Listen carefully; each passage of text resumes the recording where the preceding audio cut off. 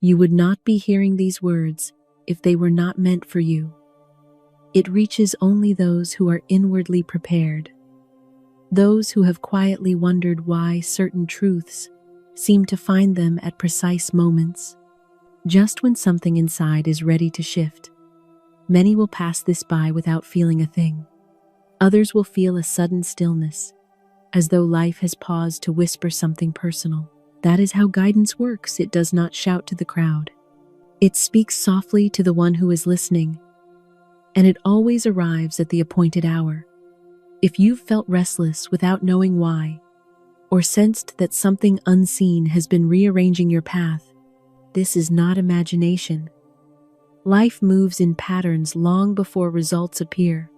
When the inner ear opens, the outer world soon follows with unmistakable signs. You may have felt set apart lately, as if old conversations no longer satisfy, old explanations no longer comfort. That feeling is not loneliness, it is refinement. Certain messages can only enter when noise falls away. What is meant for you cannot compete with distraction. This message does not come to convince you of anything. Truth never argues. It simply awakens recognition. You may notice a quiet agreement within yourself, a calm certainty that says, "I've known this," even if you could not yet put it into words.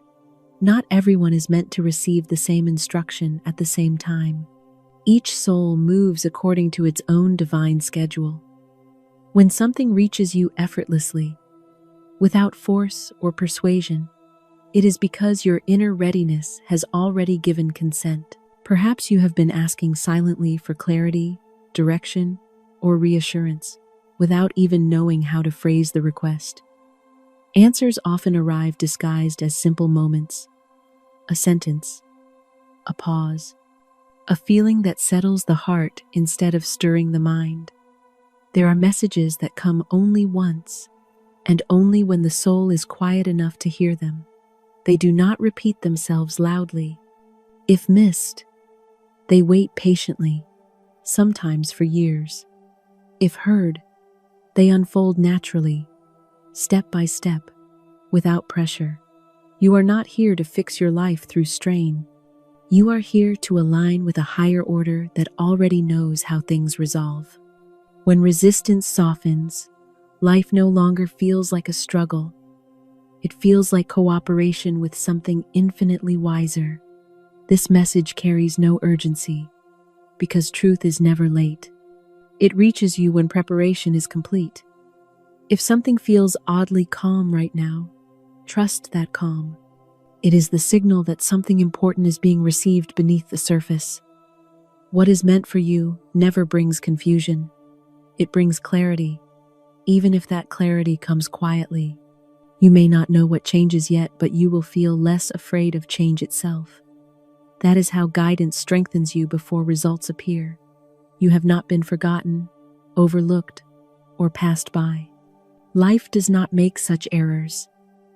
What felt like delay was alignment. What felt like silence was instruction forming inwardly, waiting for the right moment to speak. Certain truths can only be understood after disappointment has softened pride, after waiting has strengthened faith. The soul learns through experience, not explanation. That is why this message reaches you now, and not before. Do not rush to interpret everything immediately. Some messages unfold like seeds. They take root quietly, then reveal their meaning later through circumstances that feel natural, even obvious in hindsight.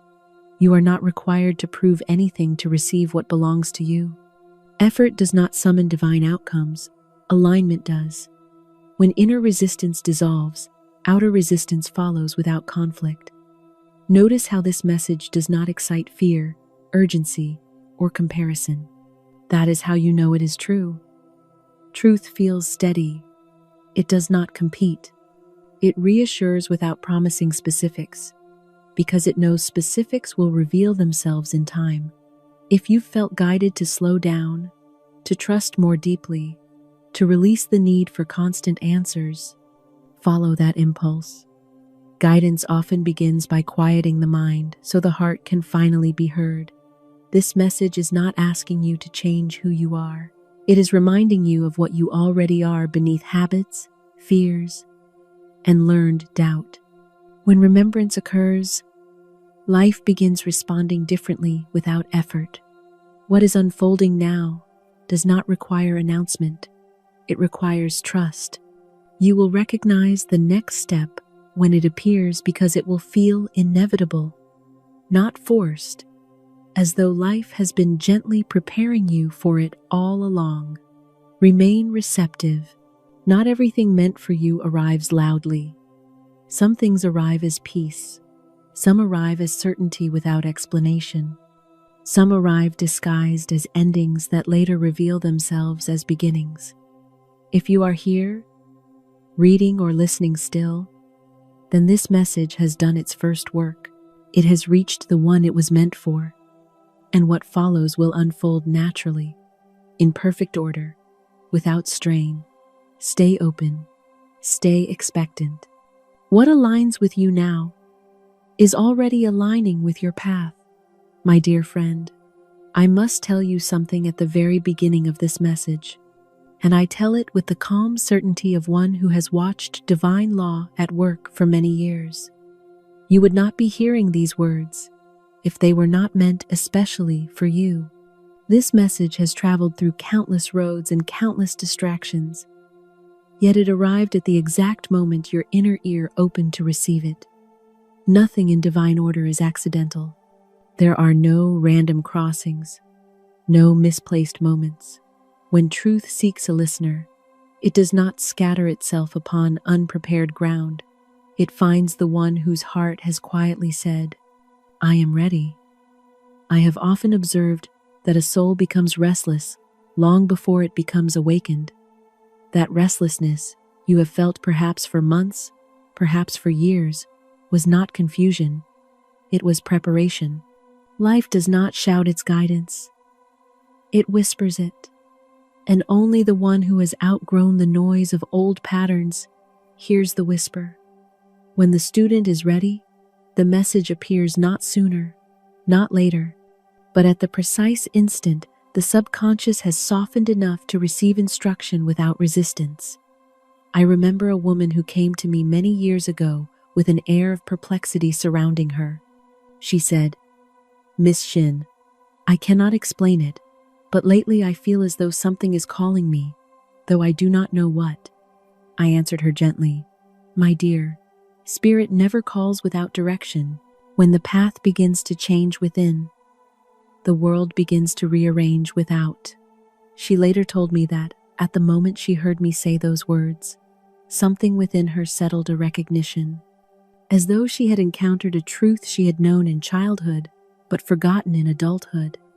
And from that day forward, her life unfolded in a sequence so perfect that she said, "It feels as if the message itself had been waiting for me." You may feel the same. You may have noticed that the old conversations no longer feed you. The old doubts no longer frighten you. The old explanations no longer satisfy you. This is not emptiness, it is spiritual refinement. As the soul matures, it becomes impossible to remain entertained by fear or nourished by confusion.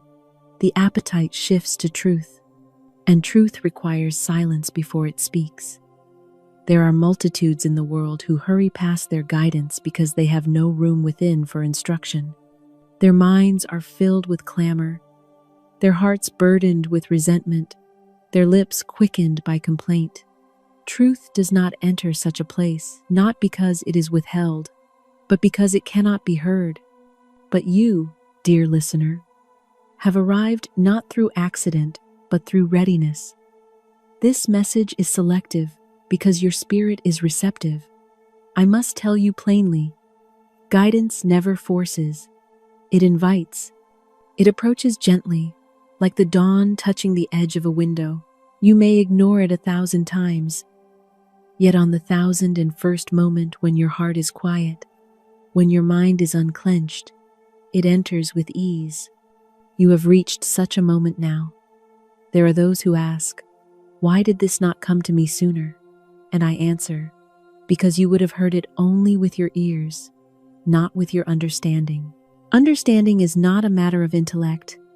It is a matter of spiritual timing. A truth received prematurely becomes a burden. A truth received on time becomes a breakthrough. One of the scriptures says, having ears, they hear not.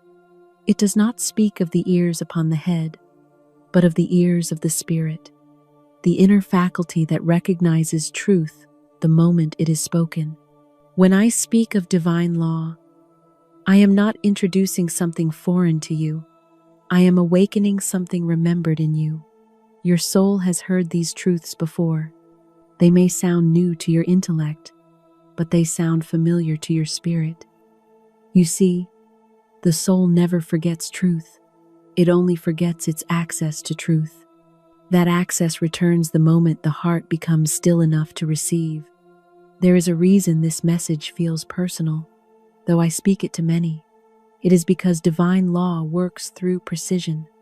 It does not scatter blessings randomly. It delivers them to the prepared mind, the receptive heart, the willing spirit.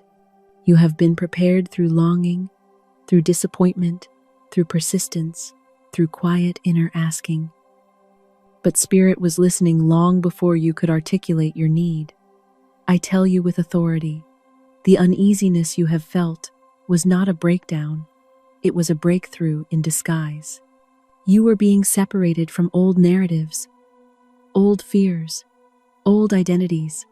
You were being refined like gold, not punished like error. When Spirit prepares a soul, it first removes the noise that competes with guidance.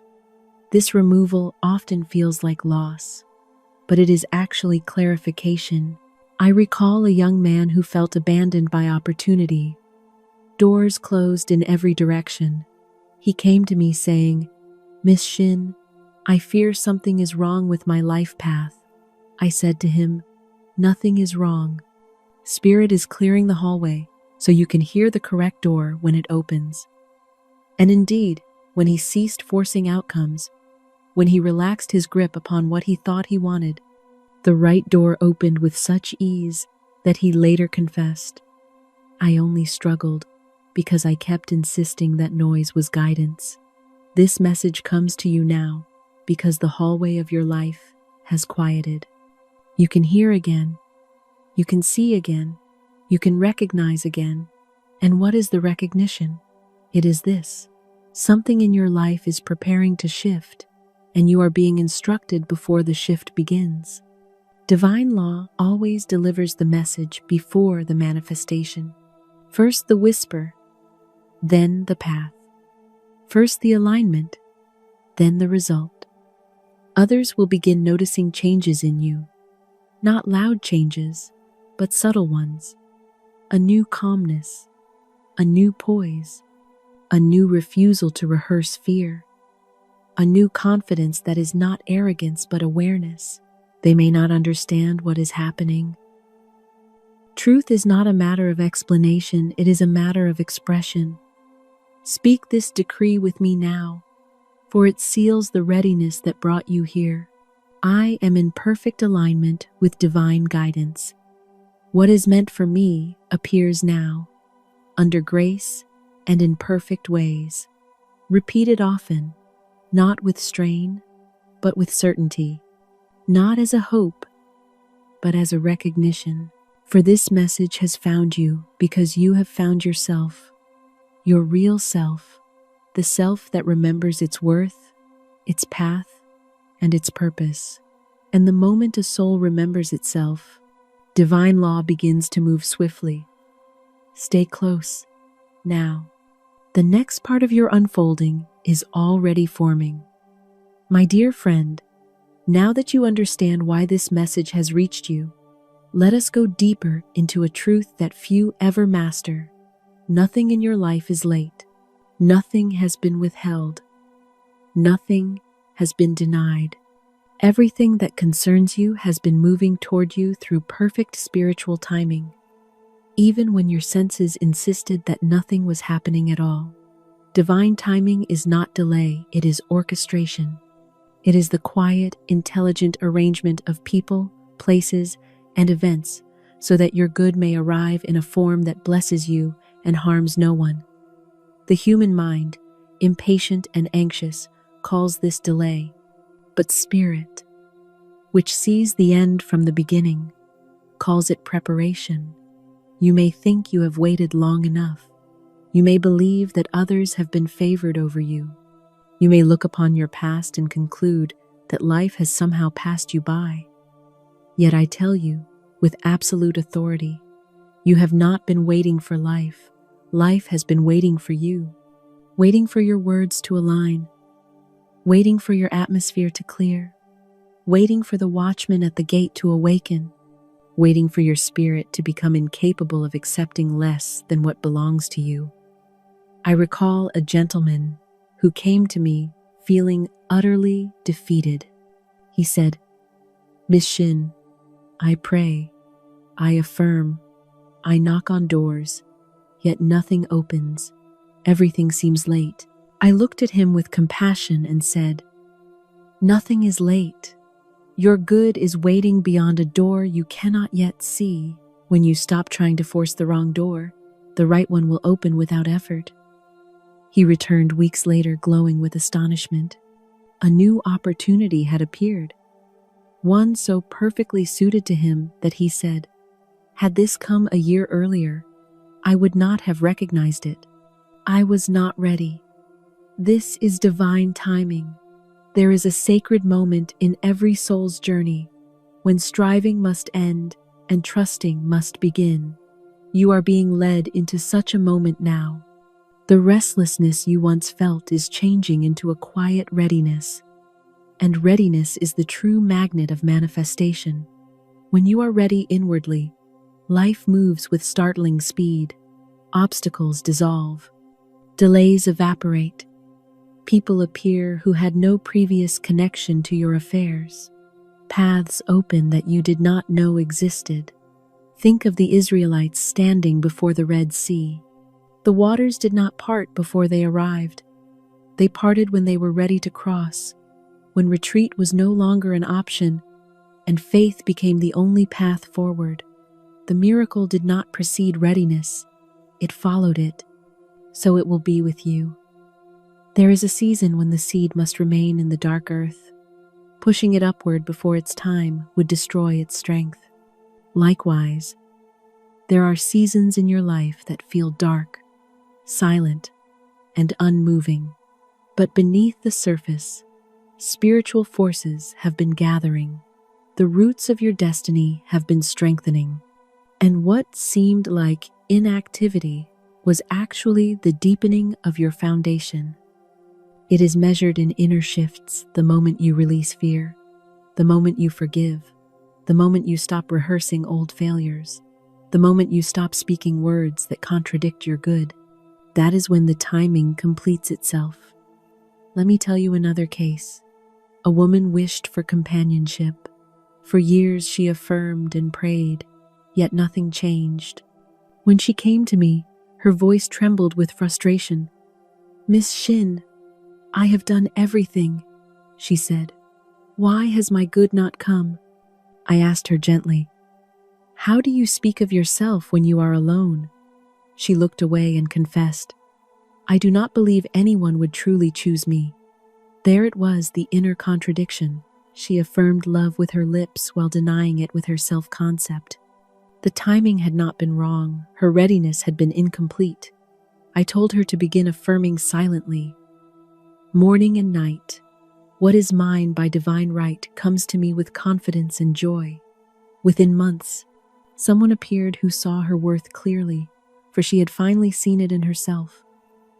Timing had aligned with readiness. Others will soon notice this shift in you. They may not understand how or why, but they will perceive a steadiness that was not there before. They will sense that you are no longer grasping at life, but allowing life. This allowing is not passivity, it is mastery. It is knowing that what is meant for you cannot be rushed and cannot be delayed. It cannot be taken from you, and it cannot be intercepted by another. It waits for the appointed hour, just as you have waited for the appointed readiness. When you begin to trust timing, fear loses its power. You stop expecting loss. You stop imagining disappointment. You stop measuring your progress against others.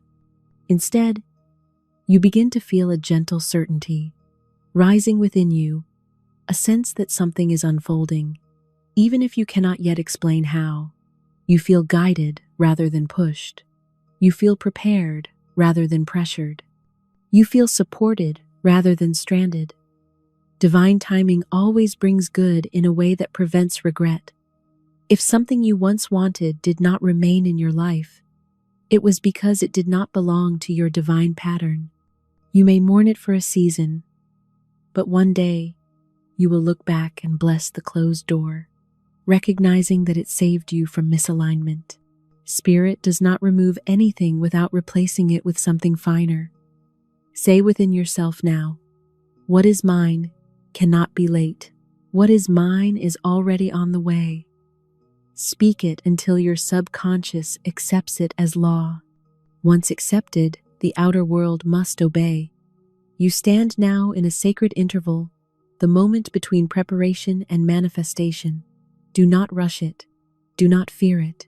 Do not interpret silence as inaction. Silence is often the final step before breakthrough, for the subconscious does its deepest work in stillness. If you could see what is being arranged on your behalf right now, you would not worry again. You would walk with the dignity of one who knows that life is not happening to them but through them, and that divine mind never forgets a request aligned with truth. Your timing is perfect, your readiness is complete, and your next step will reveal itself with unmistakable clarity. My dear friend, now that you understand divine timing and have begun to feel the quiet certainty of readiness rising within you, there is a spiritual guard you must awaken, the watchman at the gate. For no matter how prepared the soul may be, if the gate is left unguarded, old fears and old agreements slip in like thieves at night and attempt to steal what the spirit has already claimed. The watchman at the gate is the silent sentinel of your mind, the inner guardian that decides which thoughts may enter and which must be turned away without ceremony. It is not harsh, but firm, not anxious, but alert.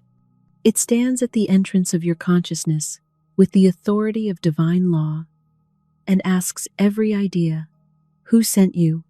Do you belong to the kingdom of truth or the kingdom of fear? You see, it is not the great catastrophes that block a person's good. It is the quiet, habitual thoughts spoken without awareness, the small sentences repeated daily, the assumptions made without examination, the casual phrases that seem harmless but have the force of decrees. Words are not decorations, they are commands, and every command is obeyed by the subconscious mind, which builds experiences out of whatever it receives. I recall a woman who repeated endlessly, "Nothing ever works out for me." She said it lightly, as though reciting a familiar poem. Yet her affairs reflected that phrase with painful accuracy. When I asked her why she spoke such a declaration, she said, "Oh, Miss Shinn, I do not mean anything by it." But the subconscious mind had taken her at her word. It never questions tone. It never interprets sarcasm. It accepts the decree, stamps it with power, and sends it forth to be mirrored in her life. I taught her to replace her old agreement with a new one. Everything works in my favor, and nothing can hinder my good. She spoke it faithfully, though at first she barely believed it. Within weeks, a troublesome situation resolved, opportunities appeared, and she said with astonishment, "It feels as though the world has changed." I answered, "The world did not change. My dear, you did, and the world simply obeyed." Every soul has old agreements, sentences whispered in childhood, conclusions drawn from disappointment, vows made in moments of fear. These agreements lie dormant, until challenged. But once you begin aligning with divine law, they often rise to the surface, attempting to reclaim authority. They say things like, "You are not worthy. You always struggle. You must work harder to deserve anything. You will be disappointed again." These thoughts do not belong to truth. They belong to memory shaped by fear. The watchman at the gate must refuse them entry. Look at Scripture.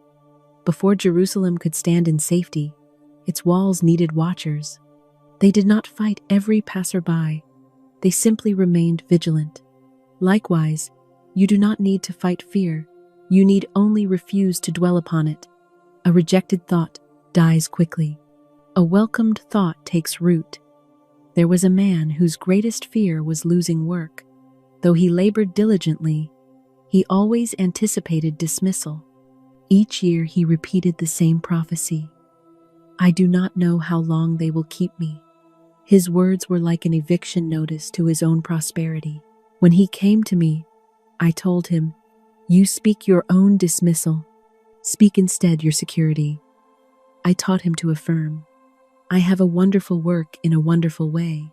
I give wonderful service for wonderful pay." He repeated it until it felt natural. Within months, he not only kept his position, he became indispensable, and his income increased. The watchman at the gate had awakened, and fear could no longer enter. Many people allow their minds to wander into dark rooms of imagination, forgetting that imagination is creative. They say, "What if something goes wrong?" and then wonder why wrongness appears. They rehearse the very difficulties they claim to despise. They welcome anxiety as though it were a familiar guest. But you, dear friend, must now treat your mind as sacred property. You must guard it as you would guard a delicate seed planted in rich soil. One careless footstep can crush it. One careless word can poison it. But with vigilance, it becomes a garden. Your old agreements may arise in moments of weakness. This is natural. But do not dwell upon them.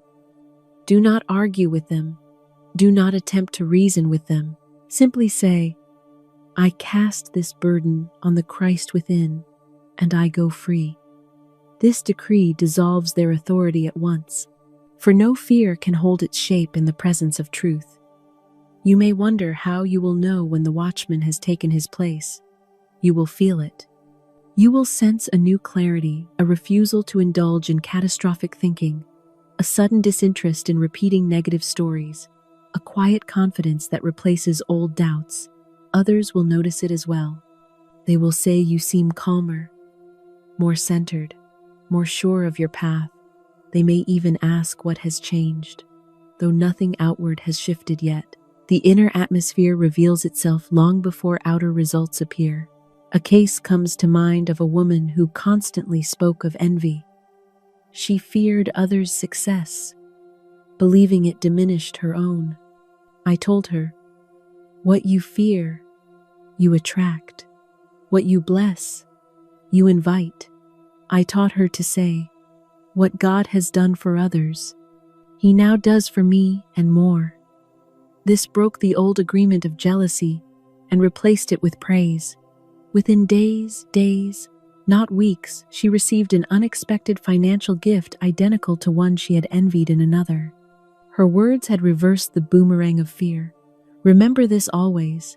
Fear speaks first. Truth speaks last. Fear is loud because it is weak. Truth is quiet because it is certain.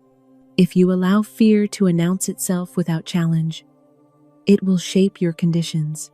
But if you let the watchman respond, fear will retreat. Guard your words as you would guard your treasure. For your words are treasure, they are the gold with which you purchase your experiences. Speak only that which divine mind can honor. Say with me now, "My words are seeds of good. I guard my gate with wisdom. Only truth may enter." This is your new agreement. Hold it, honor it, and watch how quickly your life begins to follow.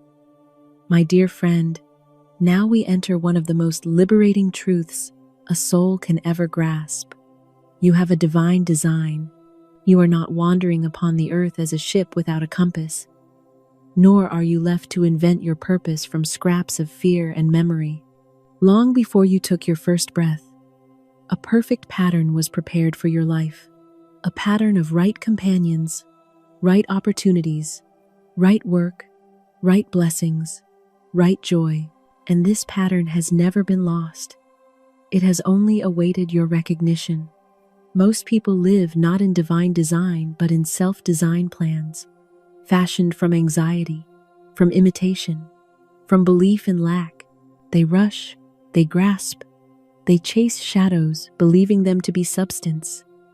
They follow paths chosen for survival, not fulfillment. Then they wonder why life feels burdensome and why their deepest desires remain unmet. Yet divine design is never burdensome. It is effortless. It is orderly. It is joyous. It leads you where your soul can flourish rather than merely endure. Consider the acorn. It does not strain to become an oak. The oak pattern is already encoded within it. All it must do is rest in fertile soil and allow the design to unfold. Likewise, you need not force your destiny. You need only align with the pattern already inscribed upon your being by infinite intelligence. I recall a woman who came to me in great distress. She said, "Miss Shinn, I do not know my purpose. I try one thing after another, yet nothing seems to fit." I replied, "My dear, you are attempting to design your life through effort. Divine design comes through recognition, not invention." I instructed her to affirm daily, "Infinite Spirit, reveal to me the pattern for my highest good." Within a short time, circumstances rearranged themselves. She discovered talents she had overlooked, met people who recognized her gifts, and stepped into work that felt more like expression than labor. She said, "It feels as if I stepped onto a path that had been waiting for me all along." That is divine design. Divine design always carries the signature of ease, not idleness, but ease. When you are in your right place, things unfold naturally. Help arrives without begging. Guidance comes without strain.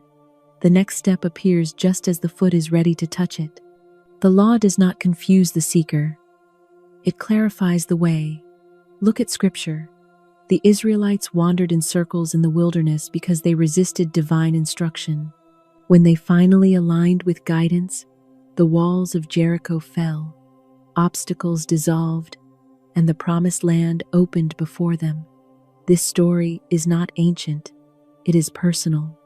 Many wander their own wilderness because they cling to old fears, old identities, and old cravings. But when they surrender to divine design, the walls in their affairs crumble, and the right path emerges as if from nowhere. Your divine design contains no misfortune, no confusion, no competition, no failure. It contains only the unfolding of your highest good. When something leaves your life, do not cling to it. Its departure may be making room for what truly belongs. I have always taught that there is no loss in divine mind. If something is removed, it is because it did not fit your true pattern. Nothing real can be taken, nothing unreal can be kept. A gentleman once came to me devastated by the loss of a position he believed essential to his identity. He said, "Miss Shinn, my whole future depended on this job." I answered, "Then let us thank Divine Mind for removing what would have delayed your true future." He looked at me in disbelief. Yet within months, he stepped into a new role meant for him, one that utilized his true gifts and provided far greater prosperity. He later confessed, "The loss was the door to my right place. I only needed eyes to see it." This is why we speak the decree. What is mine by divine right is now released to me. It comes with grace and perfect ease. This affirmation does not summon your good, it permits it. For your divine design has always been near, awaiting your agreement. When you enter your divine design, Others begin to treat you differently. They sense certainty where you once hesitated. They notice a steadiness in your choices, a calmness in your decisions. They respond to the authority that comes from alignment. A person in their right place becomes magnetic opportunities. Find them, helpers, seek them. Doors open before they knock. People will say you are lucky, but luck has nothing to do with it. Divine design does not require luck. It requires alignment. You will also discover that during certain seasons, Spirit removes what no longer matches your pattern. This may appear painful at first, yet what feels like subtraction is often addition in disguise. Divine design does not prune you to diminish you. It prunes you to perfect you. A woman once begged me to help her keep a relationship that had become tumultuous. She insisted it was meant to be. I asked her calmly, "Does this relationship reflect your divine pattern or your fear pattern?" She grew quiet. She realized she had been holding on to the relationship to avoid the discomfort of letting go. I taught her to affirm, "I am irresistibly attracted to my right place and right people." Soon after, the relationship dissolved naturally, without conflict. Not long later, she met someone whose presence felt like harmony instead of strain. She said, "Miss Shinn, it feels as though my soul recognizes him. That recognition is the mark of divine design. You must also know that divine design does not compete. Your blessing does not diminish another. Your right place does not take away from someone else's. Spirit's storehouse is infinite. When one person steps into their pattern, it creates space and alignment for others to step into theirs. Divine design is never selfish. It is self-correcting. As you align with this truth, your inner world will begin to change. Decisions will feel lighter. Choices will feel clear. Fear will lose its authority. And others will perceive the transformation, even if they cannot explain it. They will sense that you are moving in rhythm with something higher, something orderly, something precise. Say with me now, "Infinite Spirit, reveal to me the next step of my divine design. I am ready, I am willing, I am guided," and then become still. The answer may come as intuition, as coincidence, as opportunity, as sudden clarity, but it will come. You are stepping now onto the path prepared for you. Nothing can block it. Nothing can confuse it. Nothing can hurry it or delay it. Divine design is unfolding, and you are ready to walk in it. My dear friend, now that you have accepted the reality of your divine design, you must learn to walk upon the magic path of intuition, for this is the path by which the divine plan reveals itself step by step. Intuition is the voice of Spirit speaking through your own consciousness. It does not shout. It does not plead. It simply nudges gently, persistently, until you follow where it leads. Many people imagine that intuition belongs only to the mystic or the sage, but every soul possesses this inner guidance. It is the lamp beneath your feet, the whisper behind your ear, the quiet certainty in the heart. When the intellect fails, intuition takes command. When fear tries to obscure the next step, intuition lights the way. I have said often, intuition is a spiritual faculty and does not explain. It simply points the way. And when you obey without hesitation, the path becomes clear as sunrise. There was a woman who once came to me overwhelmed by financial worry. She said, "Miss Shinn, every door is closed. I do not know what to do." I asked her, "What do you feel led to do?" She paused and answered, "I keep feeling I should take my dog for a walk in a direction I never go." I smiled and said, "Then go." She followed the nudge. Along that unfamiliar street, she met an acquaintance who told her of an opportunity that solved her need entirely. She returned to me saying, "It felt as though the answer had been waiting for me all along." It had. Intuition led her to the place where her supply was already arranged. This is divine guidance. It does not force, it unfolds. Intuition does not reason as the world reasons. It does not weigh pros and cons or consult opinions. It draws from a higher intelligence that sees beyond appearances. Many a person has delayed their good by asking too many questions after receiving a clear, intuitive instruction. The mind, untrained and fearful, argues with what the spirit knows instantly. But when you train yourself to trust the first light, not the second guessing, you become a swift co-worker with divine mind. A young man once visited me with tremendous confusion about his future. "Miss Shinn, I cannot hear my intuition," he insisted.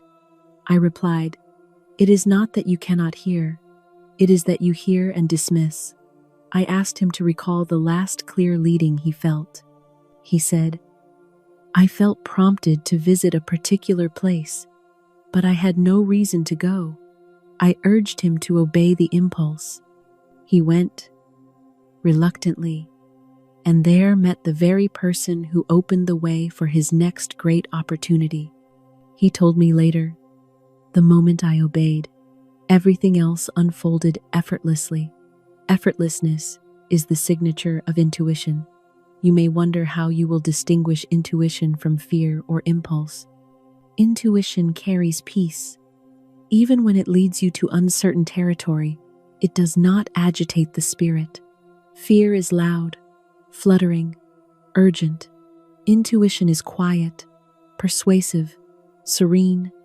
Fear says, "Hurry, or you will lose." Intuition says, "Proceed." There is no loss in divine mind. To strengthen intuition, I often instruct students to speak, "Infinite Spirit, open the way for my right path. I am guided. I do not miss my good." This statement clears the channel. It removes inner resistance and permits divine mind to direct the next step. You will find that once you begin affirming guidance, coincidences grow frequent. Doors open before you knock. People appear as if summoned by invisible appointment. There is a biblical story of the prophet Elijah who, fleeing danger, hid in a cave. He listened for the voice of God. It was not in the wind, nor in the earthquake, nor in the fire, but in the still, small voice. So it is with you. The still, small voice is never far. The only question is whether the heart is quiet enough to listen. The magic path of intuition always leads away from strain. If you feel yourself pushing, forcing, or wrestling with life, you have stepped off the path. Intuition brings ease. Even when it leads you into great tasks, the tasks are carried out without burden. They feel ordained, not imposed. I once knew a woman who longed for a change in her work. She prayed incessantly for clarity, yet felt stuck.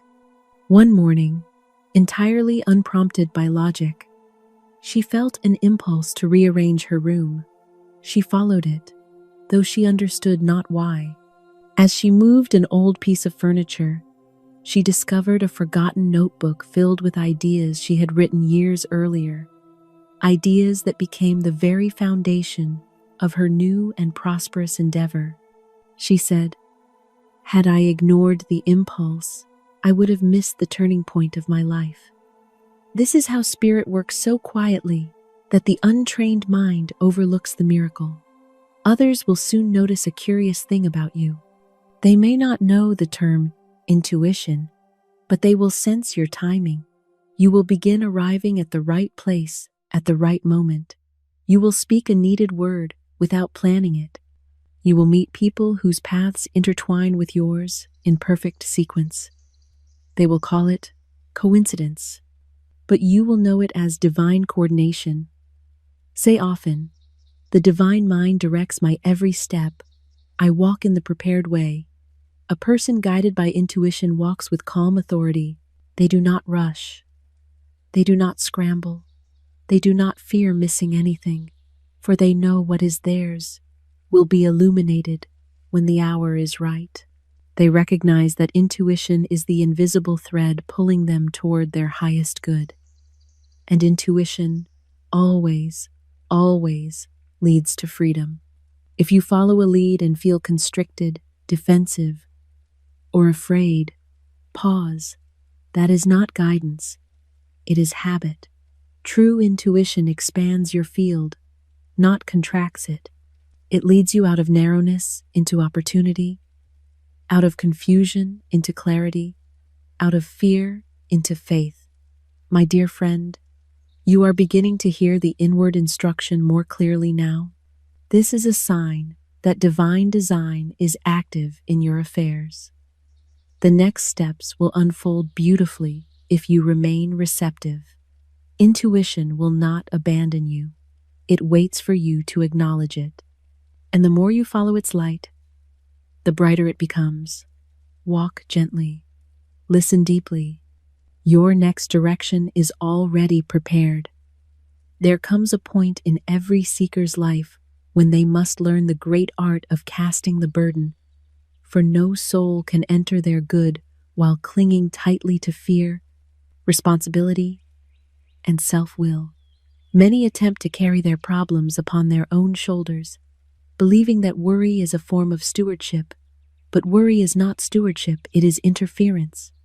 It delays the very good they seek by obstructing the channels through which supply longs to flow. I have said it many times. You must cast the burden on the Christ within and go free. To cast the burden is not to evade duty. It is to surrender strain. It is to acknowledge that human will is but a faint lantern, while divine intelligence is the sun. When you release the sense of personal struggle, the divine plan, which has always been prepared, can finally unfold. Burdens are not lifted by effort. They are lifted by relinquishment. I once worked with a woman who bore the weight of many years of financial hardship. She believed she must figure it out or perish. Her nights were sleepless, her days filled with anxious calculation. I told her gently, "You must put this problem in the hands of the divine. You have carried it long enough." I instructed her to speak aloud. Whenever fear tightened its grip, I cast this burden on the Christ within, and I go free. The first time she spoke it, she felt nothing. The second time, a faint relief. By the third day, she said it with authority, and the atmosphere of her life shifted. Unexpected help came, debts dissolved, opportunities appeared with no explanation. She told me, "It feels as though someone lifted me out of my own life and set me in another." I said, "Indeed, your burden was lifted the moment you ceased carrying it." That is the law. Casting the burden does not mean abandoning responsibility. It means refusing to treat responsibility as a source of fear. It is the recognition that you are not the architect of the universe. You are the receiver of divine instruction. When you try to solve everything by intellect alone, you bind the channels through which the answers must come. When you step aside, clarity enters. A man once came to me in a great state of agitation over a lawsuit. He feared ruin, disgrace, and loss. I told him, "Place this matter in divine hands and cease meddling with it." He obeyed reluctantly, repeating many times a day, "Christ within me has charge of this situation. I go free." Soon after, the entire case shifted in his favor without a single act of force or strategy. He said, "Miss Shinn, it is as though the opposition dissolved into mist. It had. No condition can stand where divine order is invoked. Burdens grow heavier the longer they are carried, but the moment they are cast upon the indwelling Christ, they fall away like shadows fleeing the sun. The burden is not yours, it never was. You assumed it, and what is assumed can be released." Many people hold tightly to their burdens, because they believe release means loss of control. But the truth is this: you cannot control what is not yours to direct. When you cling to fear, you interfere with the movement of your own good. When you cast the burden, you open the door through which your good may enter. Say often, "There is nothing to fear. God is my supply and my deliverance. I walk free." Another woman came to me suffering from an illness the doctors could not remedy. She had rehearsed her symptoms so frequently that they took on the power of decree. I taught her to withdraw her attention from the condition and cast the burden of the entire affair upon the Christ within. She repeated daily, with great faith, "This burden is God's business, not mine. I am whole, strong, and free." Gradually, her body responded. The symptoms faded. Strength returned. She said, "The healing came when I stopped trying to heal myself." This is one of the greatest truths. Healing happens when the soul ceases interference. When you cast the burden, you do not ignore the problem, you remove it from the hands of fear and place it in the hands of divine wisdom. This is the only place where true solution exists. You will know you have cast the burden when you feel a lightness in the spirit, as though a heavy garment has been lifted from your shoulders. Peace is the proof of release. If peace has not come, you have not yet surrendered the burden. Speak the affirmation again, with calm assurance, until peace settles upon you like dew. People who learn this practice begin to be recognized by others in subtle ways. Their faces soften, their voices carry calm. They are no longer hurried or strained. Others may say, "You look different," or "There is something peaceful about you." They may not know the cause, but you will. You stopped carrying what was not yours. Casting the burden is not a one-time act. It is a daily posture. Every time fear attempts to enter, you refuse its entry by saying, "This is not mine to carry. God goes before me and makes the crooked places straight, and the crooked places do straighten. Roads open. Delays dissolve. Confusion gives way to clarity." Remember the story of the Israelites facing the walls of Jericho. They did not try to push the walls down. They cast the burden upon God, followed divine instruction, and the walls fell of their own accord. So it is with your problems. What seems impossible to the intellect is effortless to divine mind. My dear friend, if there is a burden pressing upon your heart now, place it gently in divine hands.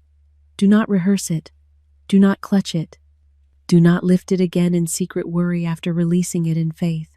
Release must be complete to be effective. Say even now, "I release this burden forever." Divine mind takes full charge. I walk free. When you cast the burden, you walk lightly upon the earth. You become receptive to guidance, open to supply, aligned with peace.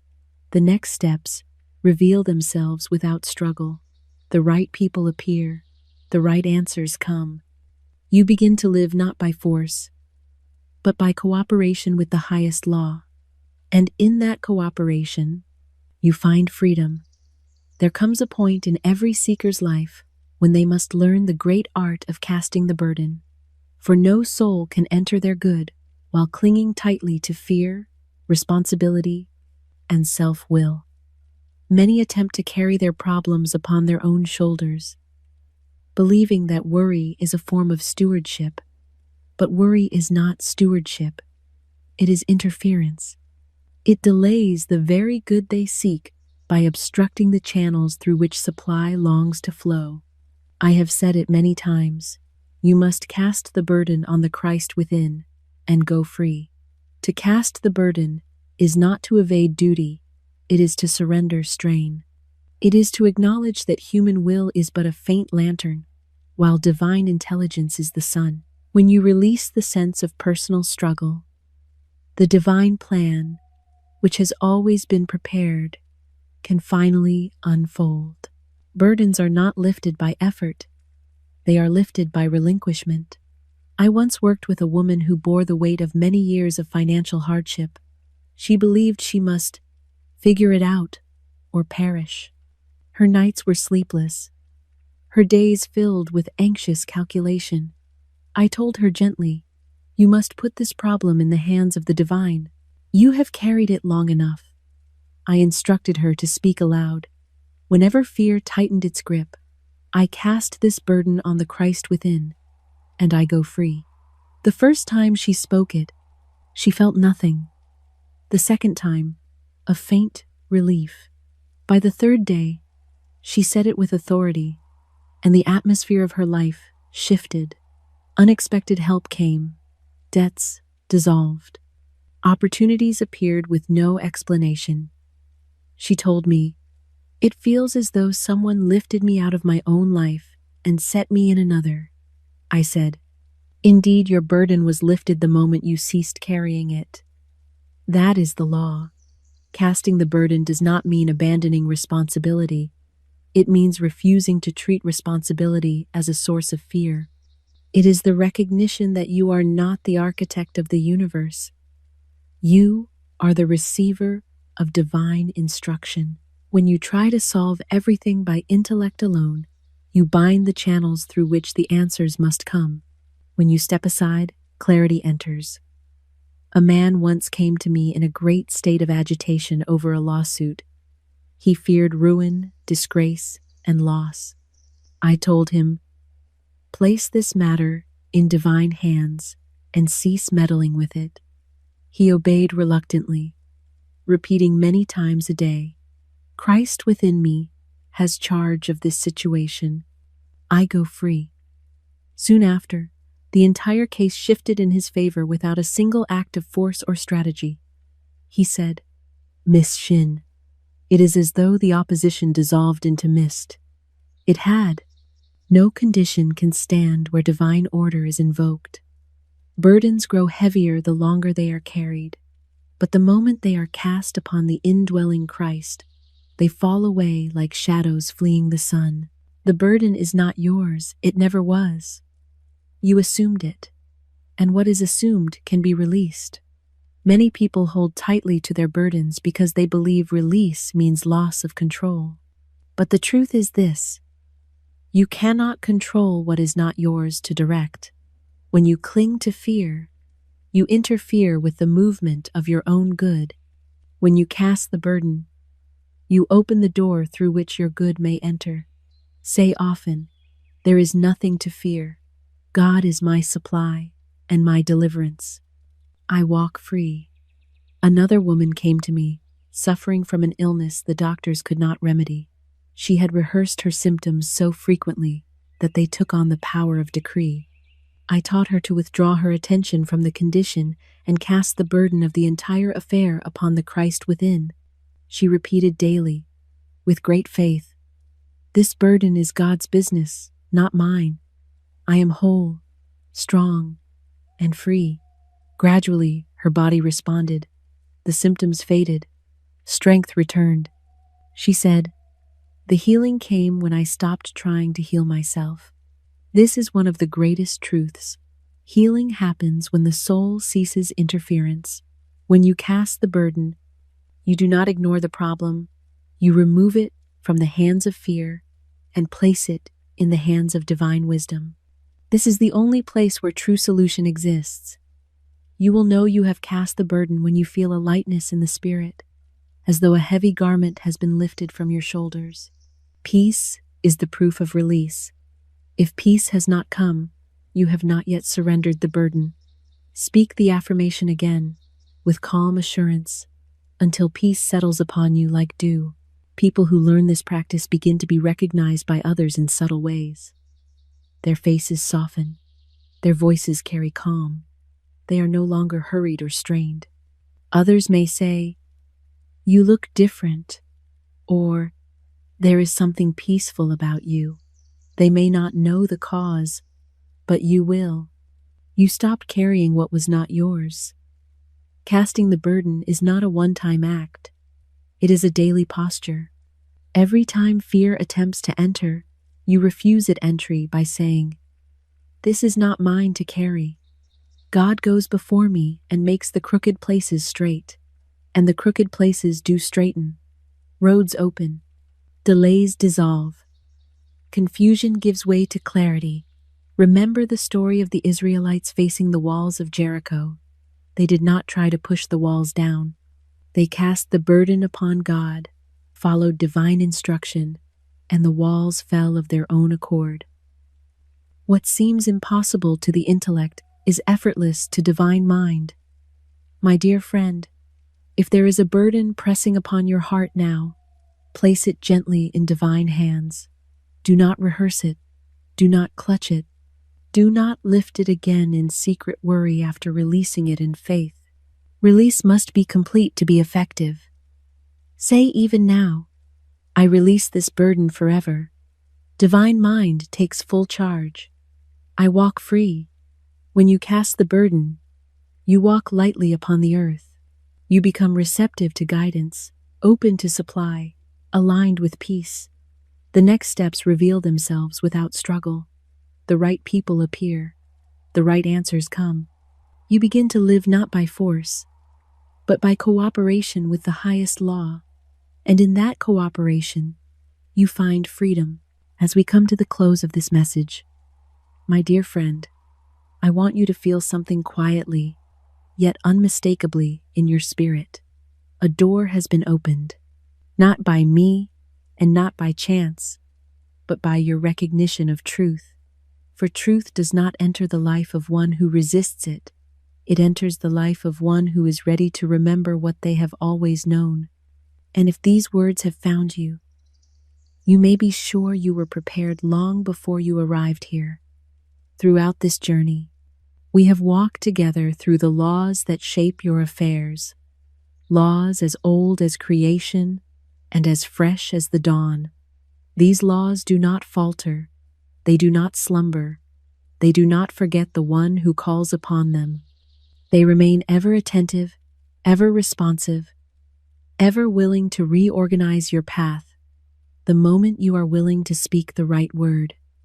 And now, as you stand on the threshold of a new consciousness, I want you to pause and look back, not with sorrow, not with regret, but with gratitude. Every disappointment that once wounded you was a teacher. Every closed door was a form of protection. Every delay was divine preparation. Life has not been unfair. Life has been exact. Had anything arrived sooner, it would have arrived before you were ready to hold it. Many imagine that their greatest obstacles were external people, circumstances, lack of opportunity. Yet I tell you plainly, the only obstacles you have ever known were internal fear, doubt, divided belief. And the moment these dissolve, the entire outer world rearranges itself with astonishing speed. This is why Scripture says, "Be transformed by the renewing of your mind." It does not say, "Be transformed by the renewing of your surroundings," for the surroundings always follow the mind. I recall a young woman who came to me weary from years of striving. Her heart was tired, her mind cluttered with anxious efforts.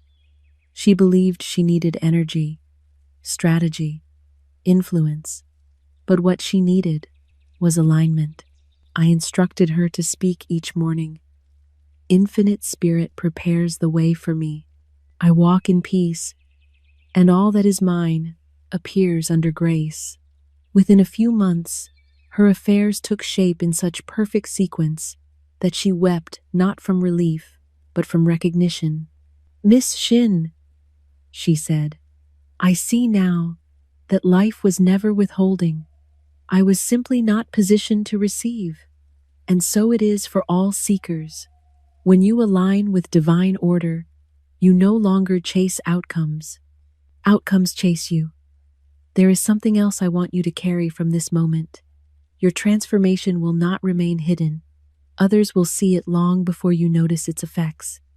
They will sense the calm in your demeanor, the clarity in your decisions, the ease in your steps.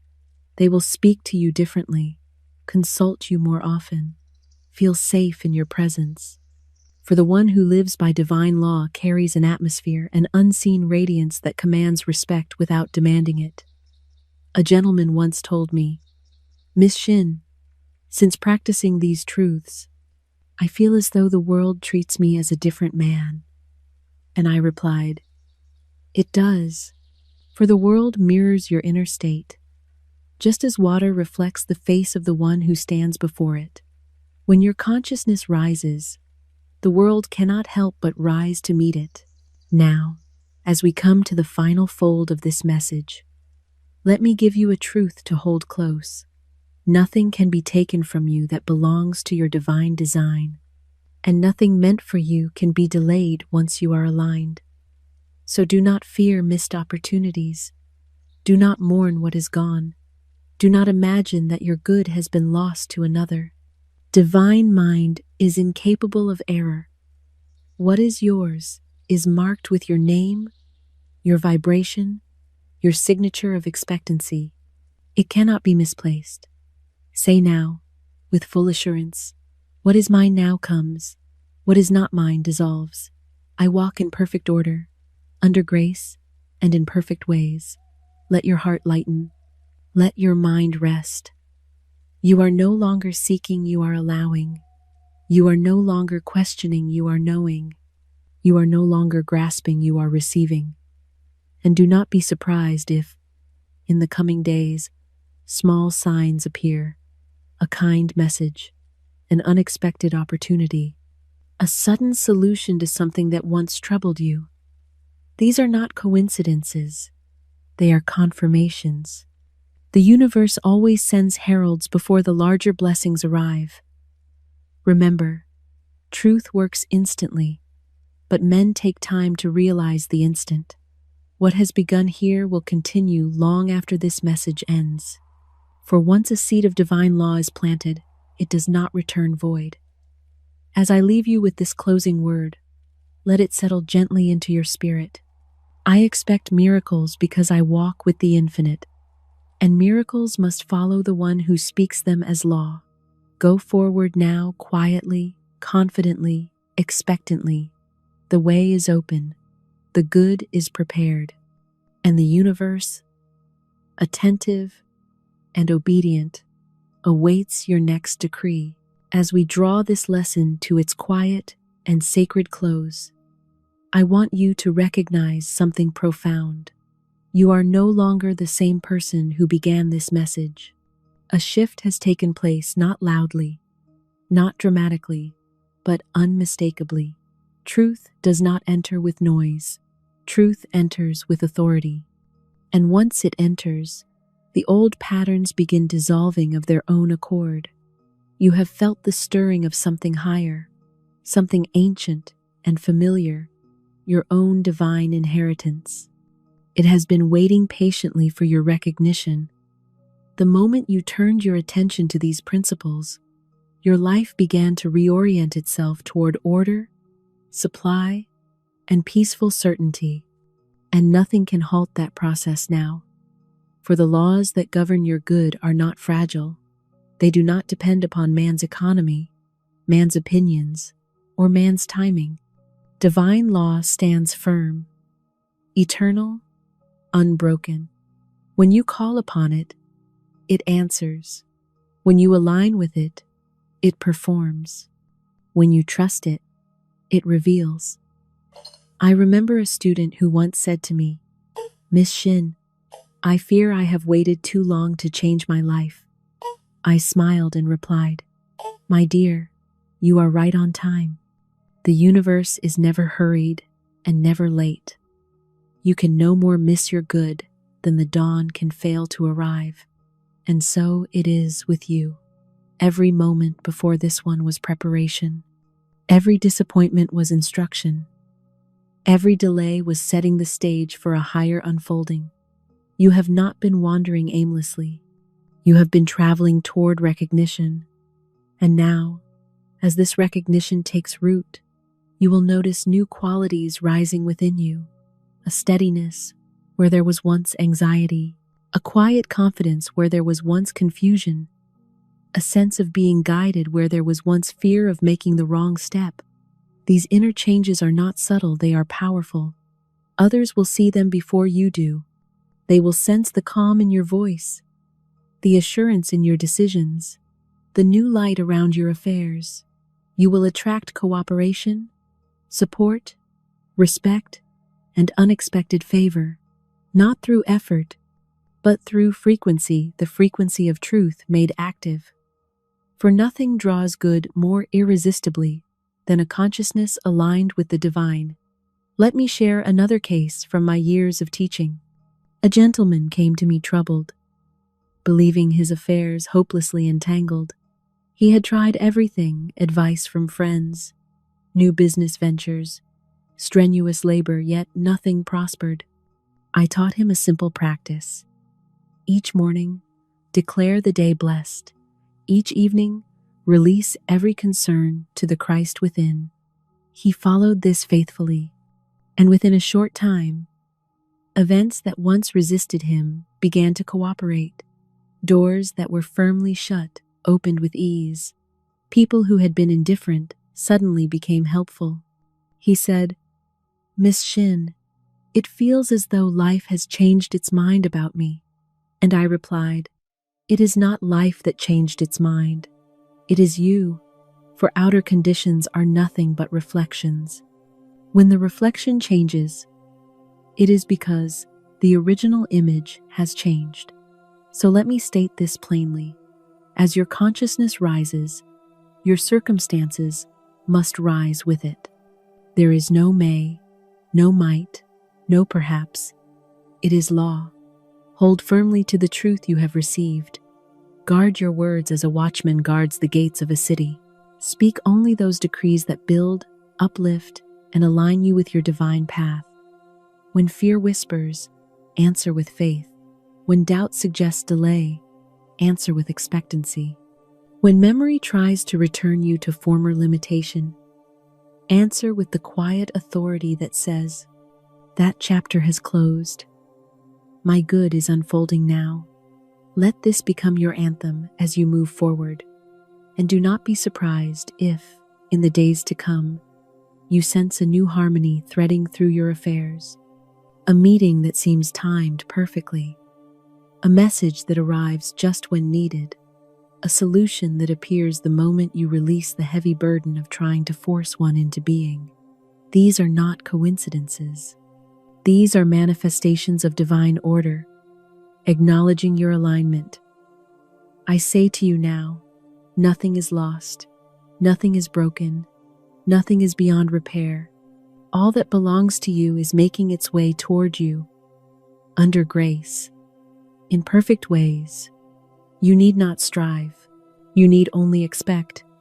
Before we part, receive these final affirmations, spoken as a seal upon this message. I walk in divine order, and all things align for my good. The doors meant for me open effortlessly, those not meant for me close quietly. My path is clear, my heart is steady, and my supply is assured. Every step I take is guided, and every word I speak creates my good. Let these settle into your subconscious, like seeds planted in fertile soil. They will rise in due season strong, visible, undeniable. And now, dear one, take a moment of stillness. Feel the truth surrounding you, lifting you, preparing your way. You are not walking alone. You are walking with the infinite quietly, confidently, triumphantly. Go forward now. The universe knows your name. Your good is prepared. Your next chapter is already unfolding. And everything is working for you.